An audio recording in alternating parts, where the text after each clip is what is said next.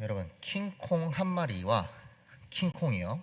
킹콩 한 마리와 사람 한 명이 싸우면 누가 이길까요? 킹콩이 이겨요? 자, 우리 교회에서 제가 가만히 생각을 해봤어요. 누가 킹콩이랑 싸우면 승산이 있을까? 이 축구를 하다 보면요, 우리 축구 전돌 때 축구를 하다 보면요, 이 사람이 뛰기 시작하면 다 길이 터져요. 그게 누구냐? 이보행이에요. 조금 하다가 이제 눈깔이 돌기 시작하면 다들 슬금슬금 피해요. 이 보행이가 이 발차기 하는 거 한번 보잖아요. 막 이 슝슝 소리가 나요. 진짜예요. 엄청 무서워요. 근데 그 보행이한테 유일하게, 보행이가 막 미쳐 날뛸 때 유일하게 몸으로 갖다 부딪히는 영웅 같은 존재가 하나 있어요. 그게 누구냐? 김남현. 우린 다 피하거든요. 얘가 갑자기 막 뛰기 시작하면 우리 하나씩 이렇게 슬슬 피해요. 종훈이 같은 경우는 저 대각선에 가 있거든요. 저기 부딪히기 싫어갖고. 근데 우리 남현이는 들이박아요, 같이. 와, 근데 안 밀려요. 어마어마해요. 그래서 여기 가만히 앉아서 킹콩이랑 1대1로 싸웠을 때 우리 두 친구들을 하나씩 보내면 어떻게 될까? 이게 요것은요, 이제 프로에서 나온 이런 질문이었는데요. 한 사람이 그러더라고요. 아무리 싸움을 잘하는 사람이라도 킹콩은 우리를 때리지 않는다. 찢은다. 킹콩은 뭐 우리를 때리겠으면 그냥 찢어버리지. 아무도 안 된다. 자, 그럼 여러분 다른 질문. 킹콩 10마리와 사람 10명이 싸워요. 자, 그럼 어떻게 될까요? 조금 헷갈리죠, 여기서. 아까 킹콩 한 마리와 사람 한 마리는 당연히 킹콩이 이긴다 그랬는데, 자, 킹콩 10마리와 사람 10마리. 자, 누가 이길 것 같으세요? 사람이 이길 것 같으세요? 자, 그럼 우리 한번 가볼까요? 자, 이 갇혀진, 만약에 우리 요 딱 갇혀진 공간 안에서 싸운다고 했을 때, 그 10명 정도, 뭐, 킹콩 10마리, 사람 10명이 들어갈 수 있는 공간 한 요 정도 되겠죠. 여기서 싸운다 해도 누가 이기겠죠? 제가 봤을 땐 킹콩이 이겨요. 그 10대 11 때는. 자, 그럼 또 하나 질문. 킹콩 10,000마리와, 10,000개 이제 10,000마리, 사람 10,000명이 싸우면, 여러분 누가 이길까요? 그래도 킹콩이 이길까요? 이제는 어떻게 해요? 사람이 이기겠죠. 이것은 만 대 만의 싸움이 아니라 만 대 한 소수의 싸움일 거예요. 하지만 이것은 싸움이 아니라 대량 학살이 일어나겠죠. 이런 제가 무슨 말씀을 드리는 거냐? 킹콩 한 마리와 사람 한 마리가 싸웠을 때는 이런 육체의 기능이 훨씬 더 좋은 킹콩이 이길 수 있어요. 10명까지도 마찬가지죠. 그런데 사람의 수가 많아지면 많아질수록, 또 똑같이 킹콩의 수가 많아지고 사람의 수가 많아질수록 그 격차는 점점 벌어지게 된다는 거예요. 점점 누구의 힘이 강해진다? 사람의 힘이 강해진다. 어디서부터 이런 차이가 날까요? 왜 1대1, 10대 10은 킹콩이 이길 것 같은데 왜 사람의 수가 점점 많아질수록 사람이 이길 것처럼 우리는 여겨지냐라는 거예요. 그 원동력이 어디 있느냐? 같이 한번 따라합니다. 연합. 사람은 연합하는 존재고요. 킹콩은 연합할 수 없는 존재예요. 그러니까 사람은 많으면 많을수록 연합을 하게 되고 그 안에서 우리가 저 무리를 이길 수 있는 방안을 찾고 또 찾게 된다라는 거죠. 그러니까 사람의 연합이라는 것은 굉장히 무서운 힘이다라는 거예요. 그러니까 여러분, 우리가 어떤 신체적 능력도 동물보다 떨어지잖아요. 그래서 제가 예전에도 말씀을 드렸지만 우리가 이 로키 산맥에 갇혔을 때, 한겨울에 갇혔을 때 동물들은 살아남지만 사람은 하루도 버티기 어려워요. 그만큼 신체적 능력은 굉장히 떨어지는데, 근데 여러분, 동물들은요 아무리 많은 수가 모여도 그 로키 산맥에 길 하나 낼 수 없어요. 그러나 사람은 어떻게 하죠? 그곳에 길을 내고 차가 다니게 하고 그곳에 관광지를 세워서 돈을 벌어요.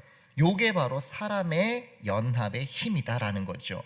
그러니까 사람이 연합한다라는 건 뭐예요? 그 뜻에, 물론 이제 그 연합을 했을 때 거기서 주동자가 있겠죠. 이끄는 사람이 있겠죠. 그 주동자의 뜻에 따르는 것이고 그런 문화와 유행과 의견들을 그대로 따랐을 때 이 연합은 어마어마한 힘을 발휘하게 된다. 그러니까 이 인간이 이 땅에서 신체적 능력이 다른 동물들에 비해 굉장히 떨어짐에도 불구하고 우리가 만물의 영장이라고 이름 붙일 수 있는 것, 또 이 온 세상을 이 다른 동물들이 아니라 인간이 주도적으로 나아갈 수 있는 것은 바로 연합의 힘이다 라고 우리가 생각할 수 있습니다. 물론 성경적으로 봤을 때는 이제 우리가 여기서 하나님의 형상과 하나님이 맡겨주신 사명을 얘기할 수 있지만 그런 과정 속에서 인간은 연합된 존재로서 그런 일들을 행하고 있다라는 거죠. 근데 여러분, 연합이라는 것이 항상 좋습니까? 아니면 문제도 생깁니까? 문제도 항상 생기죠. 요즘에 이제 가장 핫한 뉴스 중에 하나가 일본의 이런 원전 방류와 같은 이런 뉴스가 굉장히 문제가 되고 있죠. 그러니까 우리나라는 뭐 옛날에 소고기 파동도 그렇고 지금 이런 일본의 그런 원전 문제도 그렇고 굉장히 연합을 잘해요. 그죠? 지금도 막 모여서 막 집회도 하고 막 동네마다 돌아다니면서 막 그렇게 집회를 하는데 그 연합이 여러분 다 좋냐? 그것이 정말 진리냐? 그렇지는 않은 것 같아요. 왜냐? 소고기 파동 때도 우리가 알다시피 그렇게 난리를 치고 막 공포를 조성하고 미국 소만 먹으면 우리가 다 기형아를 낳고 우리 몸이 다 기형이 될 것처럼 그렇게 광고도 많이 했잖아요. 막 소가 막 걸어가다가 막 넘어지고 막 아주 그냥 공포감을 굉장히 조성해서 이 소고기 수입 반대를 외쳤는데 정작 오늘날 소고기 수입 소고기를 먹는 우리는 멀쩡해요. 아주 멀쩡합니다. 그리고 그 집회에 참석했던 앞에 주동자들 역시도 미국산 소고기를 굉장히 많이 먹었을 거예요. 그걸로 장사하시는 분들도 계실 겁니다. 그러니까 제가 말씀드리는 건 뭐냐, 연합이라고 해서 다 좋은 것은 아니다. 물론 굉장히 좋은 역할도 있고 좋은 부분도 있지만 굉장히 나쁜 부분도 터지게 된다라는 거죠. 자, 그래서 왜 제가 오늘 이 서론에서 이런 말씀을 드리느냐. 자, 우리 제목 한번 같이 읽어볼까요? 시작. 자, 여러분 이거 다들 이렇게 하는데 그 다음에 뭘 붙여놨죠? 점점점. 이건 좋다는 의미예요, 안 좋다는 의미예요? 여기선 지금 다들 이렇게 한다라는 말은 지금 뭐가 된 거예요? 연합이 된 거죠. 연합이 돼서 그 당시의 문화와 당시의 유행과 당시의 흐름을 지금 내가 그대로 따라가고 있다. 다들 그렇게 하니까 했다라고 지금 변명을 하고 있는 겁니다. 왜 이런 변명이 나오게 됐느냐? 자, 오늘 말씀을 통해서 우리가 한번 살펴보도록 하겠습니다. 자, 우리 미가서 6장 1절부터 5절 말씀은요, 우리가 3주 전에 배웠는데 어떤 내용이었느냐? 제가 누가 죄인인가 그 뮤지컬 보여드렸죠. 그게 이제 유튜브에서 방송 정지를 먹었어요. 저작권 침해. 저는 그걸 알고 있었지만 그냥 했어요. 어쨌든 그때 뭐였습니까? 하나님께서 이제 변론의 자리를 만드시고 너희가 변론을 해봐라 라면서 질문을 던져주셨죠. 자, 그때 이스라엘 백성들은 변론할 거리가 하나도 있었습니까? 없었습니까? 하나도 없었죠. 하나님께서 변론의 기회를 주셨음에도 불구하고 그들은 하나님의 질문에 하나도 답할 것이 없는 그런 상황이었습니다. 자, 이후에 그런 변론의 과정이 있고 난 이후에 오늘 내용은 어떤 내용이냐? 이제 이 선지자가 그 입 다물고 있는 이스라엘 백성들에게 이제 너희가 하나님에 대해서 오해하고 있는 부분들이 너무나도 많다. 그러니까 그 오해하고 있는 부분들을 빨리 깨닫고 하나님께서 진정으로 원하시는 것이 무엇인지를 우리가 깨닫자 라는 그런 메시지를 던져주기 위해서 오늘 이 6절부터 8절의 말씀을 기록하게 되게 됩니다. 그러니까 일단 우리 이 이스라엘 백성들은요, 여호와의 변론을 듣고 나서 그들은요 아무 할 말도 없는 자신들에 대해 다시금 되돌아보게 되었고, 그리고 양심의 가책 또 영혼의 그런 괴로움을 느끼게 됩니다. 그래서 그들은 우리가 이렇게 살면 안 되겠구나. 우리가 정말 하나님께서 변론의 기회를 주셨음에도 불구하고 우리는 할 말이 아무것도 없네. 우리 정말 잘못 살고 있구나 라고 생각을 하면서 이제 진짜 하나님께 용서받아야겠다. 우리 이제 용서받자. 언제까지 이런 삶을 살 수 없다 라면서 그 하나님께 용서를 받기 위해 이제 여러 가지의 궁리를 생각해내고 있는 겁니다. 자, 그런데 그들은요, 자신들의 그런 악한 행동들은 고치지 않고 어떻게 용서받는다고 생각을 했느냐? 좋은 제물을 드리면 하나님께서 기뻐하시지 않을까라는 착각에 빠져 있었던 거예요. 그러니까 하나님께서 원하시는 것은 그것이 아닌데 이 당시에 이스라엘 사람들은요, 다들 그렇게 하니까 우리도 하나님께 좋은 제물을 갖다 드리면 하나님께서 우리를 용서해 주실 거야 라고 착각을 하고 있었다라는 겁니다. 심지어 그 제물 중에는요, 이 율법에 기록된 제물과 더불어 뭐까지도 있었느냐?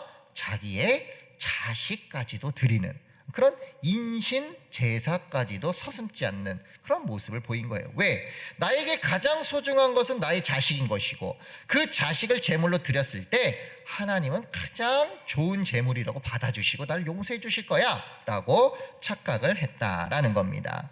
그러니까 이러한 생각은요, 그들이 얼마나 이방의 우상 문화에 젖어들었는지 우리는 알 수 있는 거죠. 그러나 그들은 왜 그것을 맞다라고 생각을 했느냐? 다들 그렇게 하고 있었기 때문에.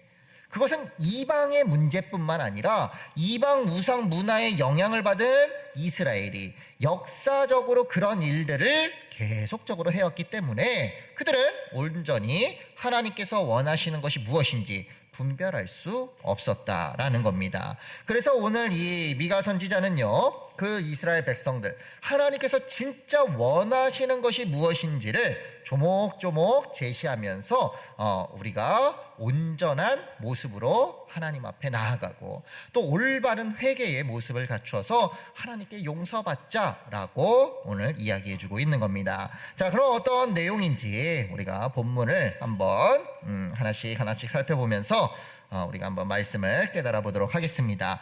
자, 그래서 먼저 우리 6절 말씀 우리 다시 한번 같이 읽어보겠습니다. 6절 시작.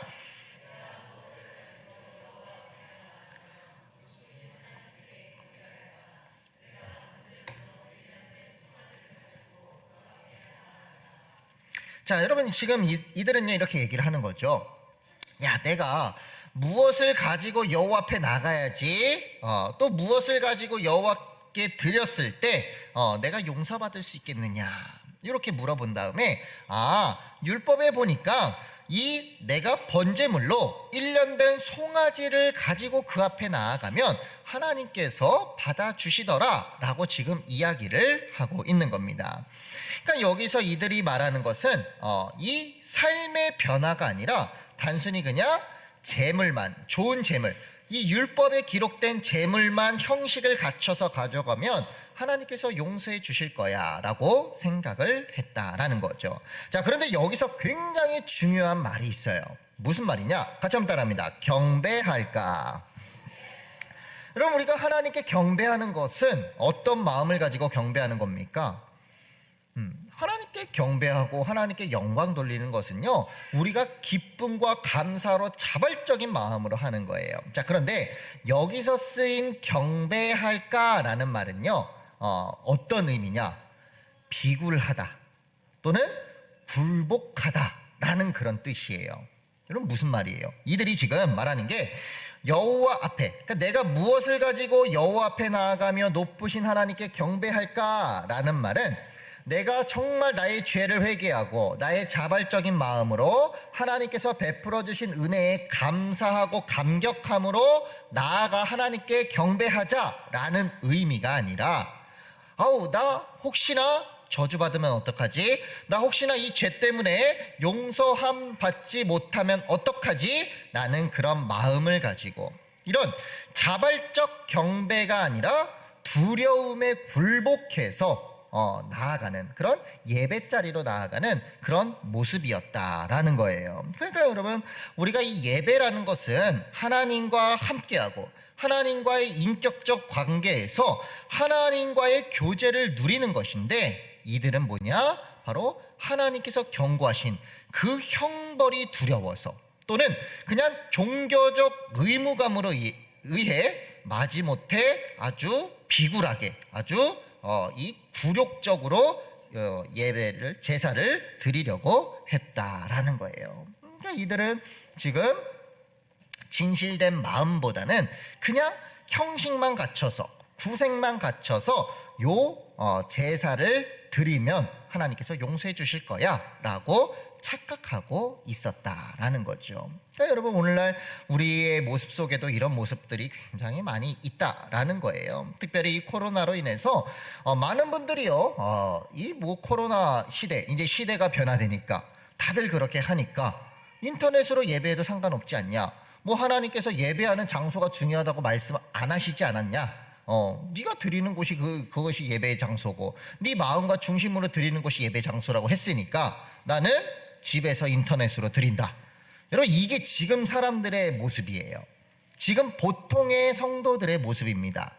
그러니까 오늘 제목처럼 다들 그렇게 하니까 나도 그렇게 할게, 이렇게 얘기를 하는 거죠. 근데 여러분, 우리 인터넷 예배를 드려보신 분들은 너무나도 잘 알잖아요. 사실 그게 예배가 됩니까? 제가 말씀드렸잖아요. 저는 인터넷 예배하면 일단 예수님 시대의 모습처럼 예배를 드려요. 무슨 말인지 아세요? 예수님 시대는 밥을 먹을 때나 예배를 드릴 때는 항상 거의 반 누운 상태로 하죠. 저도 똑바로 앉아서 안 해요, 절대. 저는 그렇게 해요. 그럼 우리 아내는 똑바로 앉아서 해요. 근데 저는 비스듬히 누워도 제가 하지 말라고 막 손짓해요. 말하지 말라고. 비스듬히 누워도 저는 졸지 않지만 똑바로 앉아서 조는 인간이 있단 말이에요. 누가 더 잘 드리는 거예요, 누가. 그러니까 여러분, 되지 않는 거예요. 되지 않는다. 이미 그 마음 중심 자체가 어떻게 된 거예요? 무너져 있는 거죠.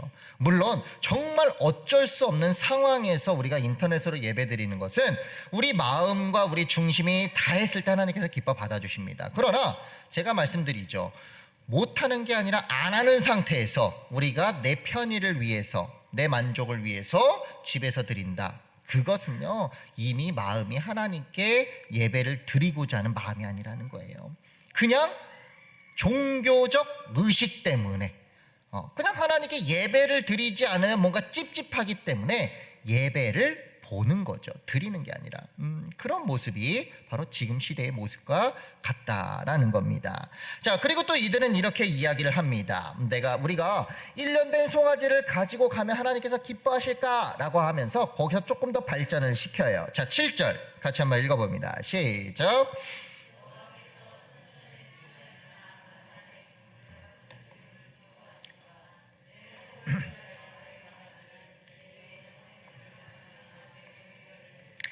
네, 여러분, 이제 이 재물이 조금 더 발전하고 있는 것을 우리가 알 수 있어요. 무슨 말이냐? 이들은요, 1년 된 송아지에서 이제는 천천의 수량으로 바뀌어요.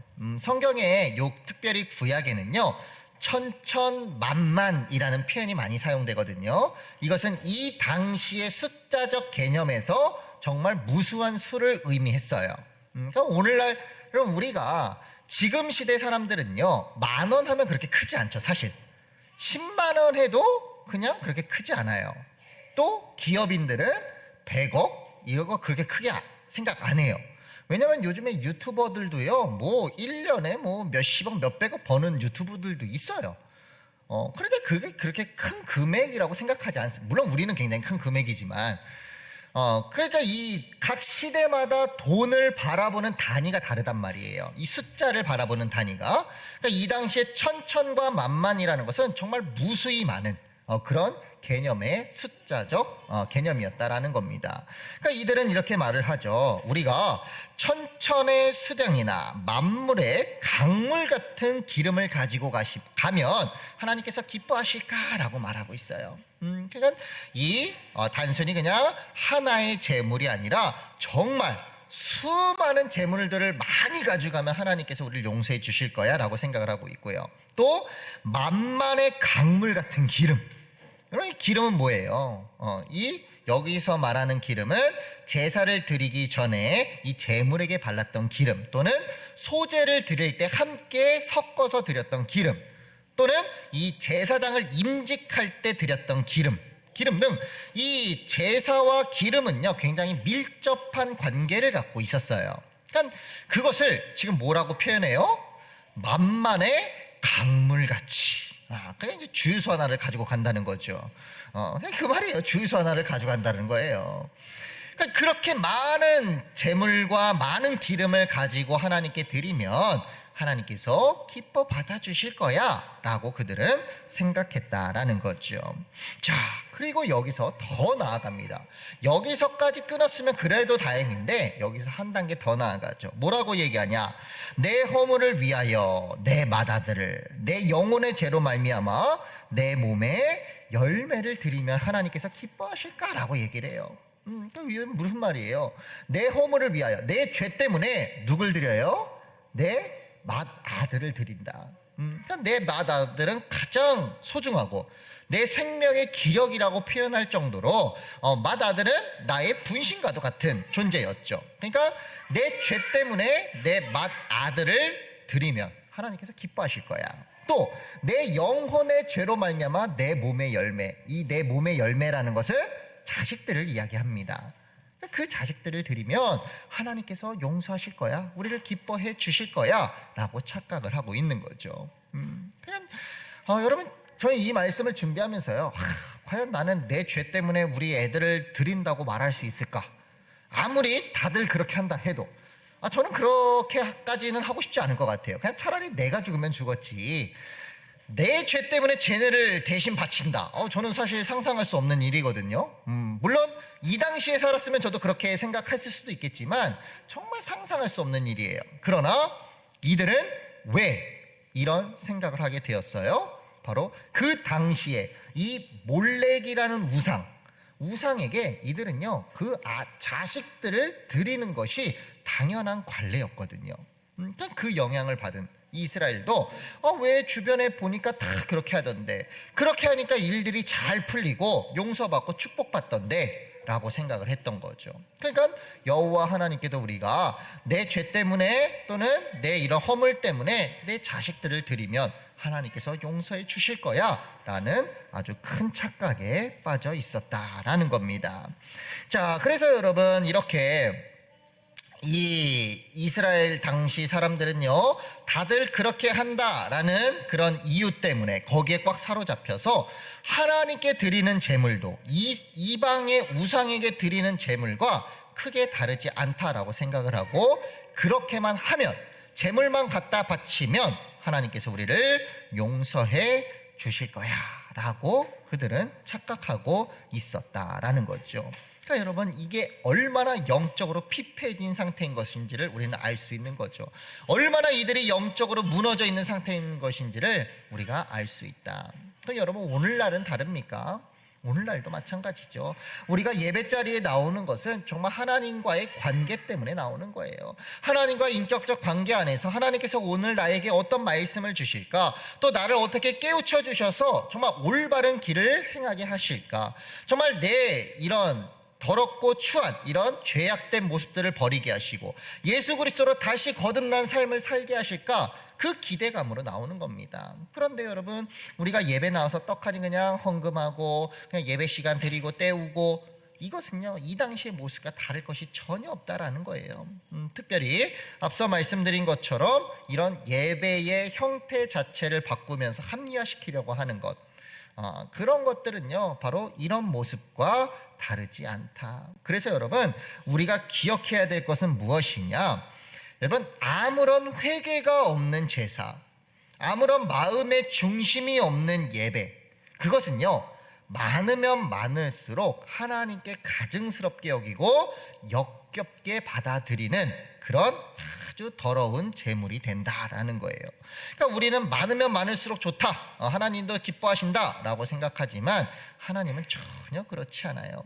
우리의 회개가 없는 제물, 우리의 중심이 없는 예배는요 많으면 많을수록 오히려 하나님께서 역겨워하신다. 하나님께서 가증스럽게 여기신다. 그렇기 때문에 하나님께서 원하시는 것은 무엇이냐?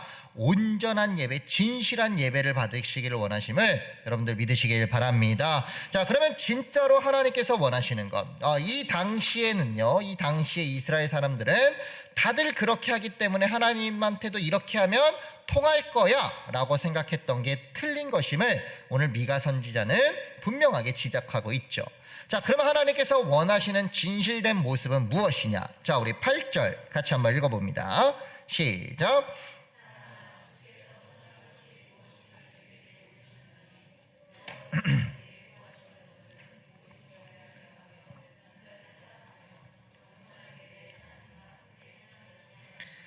네, 여러분, 여기서 말하는 게 뭡니까? 사람아, 주께서 선한 것이 무엇임을 내게 보이셨다라고 말해요.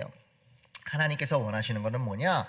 이런 많은 재물이 아니라 또 이런 이런 그 송아지가 아니라 1년 된 송아지가 아니라 또는 수많은 기름이 아니라 또 자기 가장 소중한 자식을 드리는 게 아니라 하나님께서는 선한 것을 원하신다라고 말씀을 하시는 거예요.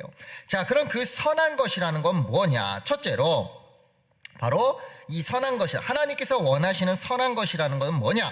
바로 오직 정의를 행하는 것이다. 그게 바로 하나님께서 원하시는 선한 것이라는 거예요. 여러분, 이 정의라는 게 뭡니까? 정의. 이 정의라는 말은요, 이 히브리어에서 쓰인 정의라는 말은요, 어느 때 쓰이는 단어냐? 재판관이 올바른 판결을 내릴 때, 요 단어를 써요. 그러니까 재판관이 그 상황을 보고, 올바른 판결을 내리는 것을 정의라고 이야기를 합니다. 그래서 우리가 정의라는 것을 이제 그 의미를 좀 되새겨 보면요, 거짓됨이 없는 것, 그래서 정직하거나 또 가식이 없는 것을 우리는 이 성경에서 말하는 정의라고 이야기를 하는 거예요. 그러니까 하나님께서 원하시는 것은 무엇이냐? 바로 정의를 행하는 것. 정의를 아는 것이 아니라 정의를 어떻게 하는 것? 실천하는 것을 하나님께서 원하신다라는 거죠. 그래서 우리의 거짓됨이 없는 것, 우리가 정말 진실되게 살아가는 것을 우리의 일상적인 삶의 행동에서 또는 우리의 말 속에서 또 우리의 생각과 사상 속에서 이러한 모습들이 나타나야 한다라는 거예요.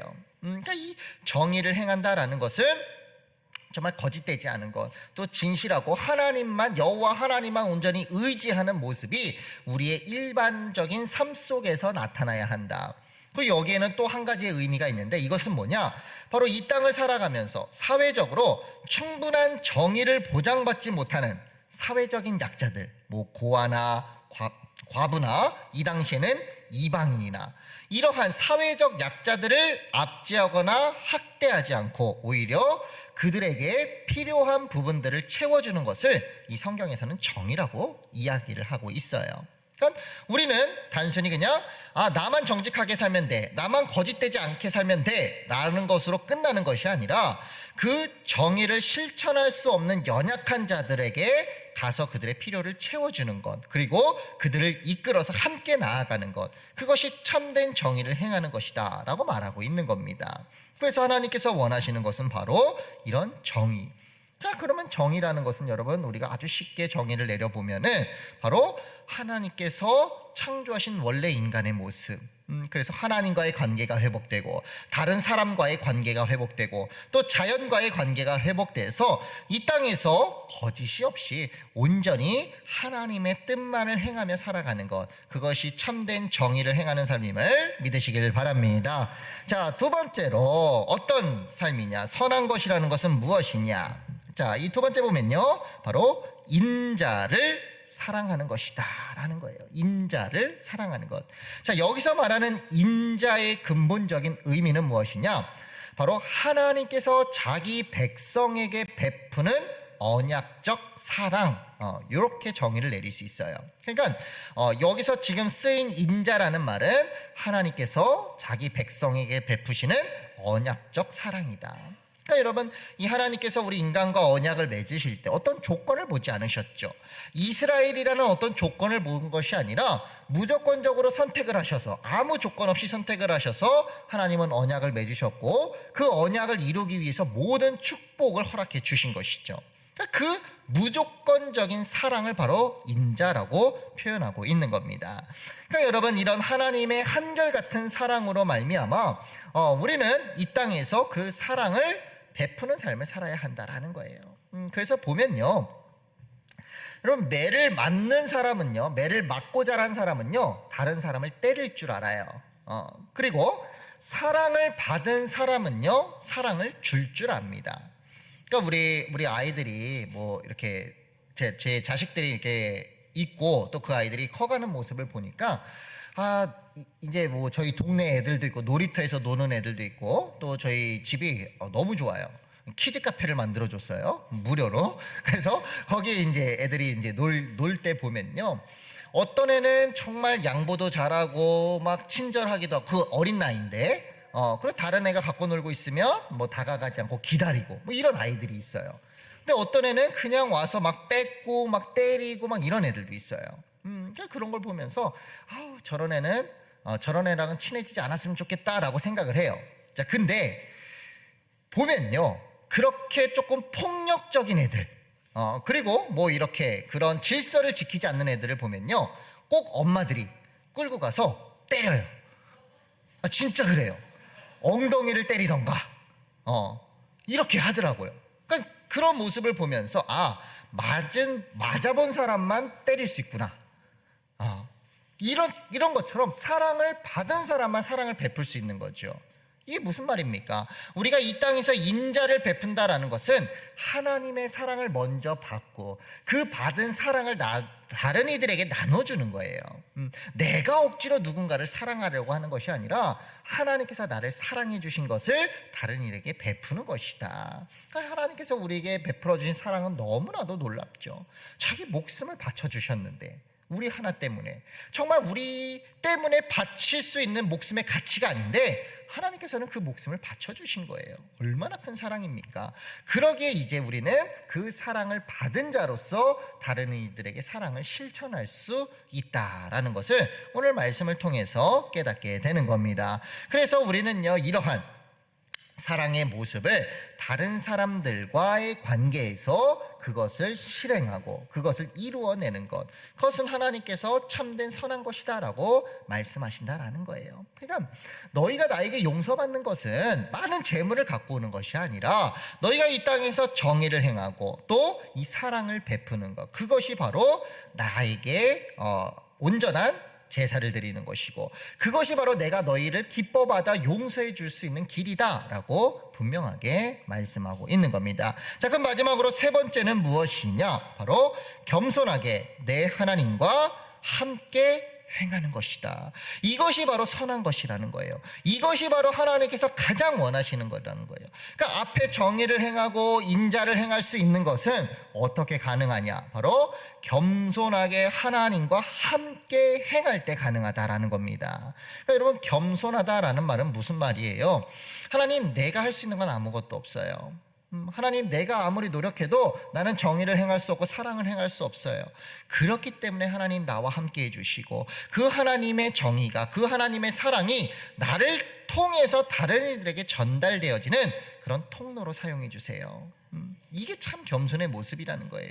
그렇기 때문에 우린 더욱더 하나님 말씀에 집중할 수밖에 없고 더 하나님께 다가갈 수밖에 없는 거죠. 왜? 나는 아무것도 아니고 하나님께서 나를 통해서 역사하시니까. 그러니까 내가 뭔가 드러내고 내가 뭔가 잘난 척하는 것이 아니라 그냥 나는 하나님께 쓰임받는 도구라는 것을 우리는 그것을 참 겸손의 모습이다라고 이야기를 하고 있는 겁니다. 자, 그래서 여러분, 이처럼 하나님께서 원하시는 것은 수많은 재물도 아니고 또 율법에 기록된 그런 재물의 종류도 아니고 또는 이런 뭐 정말 강물처럼 철철 넘쳐나는 기름을 드리는 것도 아니고 또 자신에게 가장 소중한 자식을 드리는 것도 아니고 뭐냐? 바로 하나님이 원하시는 이 선한 것을 행하는 삶, 즉 정의를 행하고 사랑을 행하는 것, 그러나 그것이 어떻게 가능하다? 바로 하나님과 함께 할 때, 그 겸손을 가지고 하나님을 의지할 때 우리는 하나님 앞에 온전한 회개의 모습을 가질 수 있는 것이고, 그런 모습을 가진 자를 하나님께서 기뻐 받아주신다라는 겁니다. 그래서 오늘 말씀을 통해서 여러분, 우리가 이렇게 회복되기를 주님 앞에 간절히 축복합니다. 다들 이렇게 하던데 라는 핑계를 가지고 우리도 똑같이 행하지 말고, 우리는 성경의 교훈대로, 성경의 가르침대로 우리의 삶을 변화시키고, 우리는 그 성경의 말씀에 그대로 순종하며 살아가는 우리 성도님들 되길 주님의 이름으로 간절히 축복합니다. 자, 그럼 우리 같이 오늘 들은 말씀 가지고 기도하는 시간 갖겠습니다. 하나님, 오늘도 우리에게 말씀 주셨습니다. 하나님께서 원하시는 것은 그냥 우리가 이 구색을 갖추기 위해서 그냥 형식적으로 예배자리에 나오는 것이 아니라, 또는 내가 그냥 헌금 드렸다고 하나님께서 받아주시는 것이 아니라, 또는 내가 교회에서 헌신하고 봉사했다고 하나님께서 기뻐하시는 것이 아니라, 정말 우리가 이 다른 이들이 그렇게 한다고 해서 똑같이 하는 것, 그것을 원하는 것이 아닌 정말 하나님의 선한 것, 정의를 행하고 인자를 베풀며 또 겸손히 하나님과 함께하는 삶을 살아가는 것, 그것을 가장 원하시고 그런 모습을 받아주신다는 것을 오늘도 말씀을 통해서 알게 하심에 감사드립니다. 하나님, 이 모습이 우리 모습 되게 하여 주시고, 이 변화가 아버지여 우리 삶에서 실질적으로 실현될 수 있도록 주님 은혜를 더하여 주옵소서. 우리 같이 간절한 마음으로 기도합니다. 아버지, 감사합니다. 주님, 오늘도 귀한 말씀 주셨습니다. 주님, 이 미가서에서 이 이스라엘 백성들은 하나님께서 변론 기회를 주셨음에도 불구하고 그들은 아무런 할 말이 없었습니다.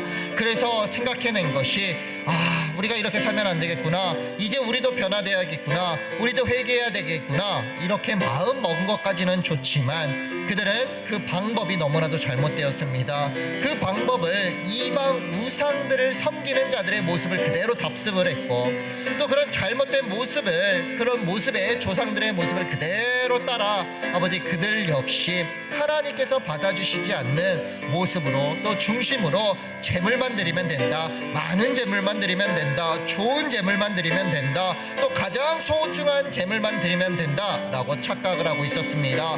오늘 말씀을 통해서 하나님께서는 그런 것을 원하는 것이 아니라 우리의 진실된 회개의 마음, 또 진실된 하나님을 섬기고자 하는 중심, 또 예수 그리스도를 온전히 의지하고자 하는 겸손을 하나님께서 기뻐 받아주신다 말씀하셨습니다. 하나님, 오늘도 하나님께서 원하시는 선한 것이 우리 삶에서 나타나게 하여 주옵소서. 아버지여, 정말 정의를 행하게 하여 주옵소서. 아버지, 내가 거짓되지 않고 하나님 앞에 진실되게 서는 것처럼 다른 이웃들 앞에서도 진실되게 살게 하여 주시고, 그로 말미암아 주님, 그 정의가 필요한 자들에게까지 가서 아버지, 우리가 그들의 필요를 채워줄 수 있는 믿음의 자녀를 되게 하여 주옵소서. 또한 우리가 이 인자를 베푸는 삶이 되게 하여 주옵소서. 하나님께서 우리에게 베풀어 주신 사랑을 그대로 전달하는 역할을 감당하게 하여 주옵소서. 아버지, 그로 말미암아 우리는 겸손하게 항상 하나님과 함께하는 삶을 누림으로 말미암아 이러한 선한 것들이 우리 삶에서 나타날 수 있도록 주여 역사하여 주옵소서. 오늘 말씀을 귀 기울여서 아버지, 다들 이렇게 하는데 라는 핑계에서 벗어나 이제는 하나님의 말씀만 따라가게 하여 주시고, 하나님의 말씀으로 온전히 변화되는 우리 성도를 낼 수 있도록 역사하여 주옵소서.